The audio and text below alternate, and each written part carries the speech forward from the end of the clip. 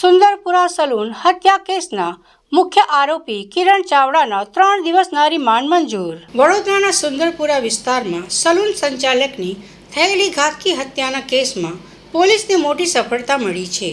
મુખ્ય આરોપી કિરણ ચાવડાના 3 દિવસના રિમાન્ડ મંજૂર થતાં જ પોલીસે તપાસનો ધમધમાટ તેજ કર્યો છે.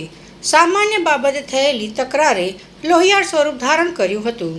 વડોદરામાં કાયદો અને વ્યવસ્થાના લીરે લીરા ઉડાવતી સુંદરપુરાની આ ઘટનામાં પોલીસે હવે પુરાવા એકત્રિત કરવાની પ્રક્રિયા હાથ ધરી છે. હત્યાના મુખ્ય આરોપી કિરણ ચાવડાને કોર્ટમાં રજૂ કરવામાં આવ્યો હતો, જ્યાં નામદાર કોર્ટ પોલીસની દલીલો ગ્રાહ્ય રાખી તેના 3 દિવસના રિમાન્ડ મંજૂર કર્યા છે. રિમાન્ડ દરમિયાન પોલીસની ટીમ આરોપીને લઈને સુંદરપુરા સ્થિત ઘટના સ્થળે પહોંચી હતી.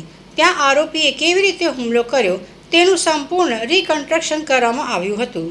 તપાસ દરમિયાન પોલીસે હત્યામાં વપરાયેલું તીક્ષ્ણ ચાકુ પણ કબજે કરી લીધું છે, જે કેસનો મહત્વનો પુરાવો સાબિત થશે.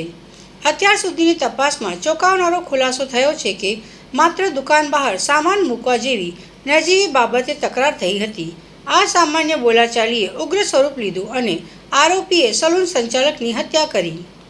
પોલીસ હવે આ કેસમાં વધુ ઊંડાણપૂર્વક તપાસ કરી રહી છે કે શું આ પાછળ અન્ય કોઈ જૂની અદાવત હતી કે કેમ. આવતીકાલે આરોપીના રિમાન્ડ પૂર્ણ થતાં તેને ફરીથી કોર્ટમાં રજૂ કરવામાં આવશે. સમગ્ર સુંદરપુરા વિસ્તારમાં આ ઘટનાને પગલે હજુ પણ ચકચાર મચી રહી છે.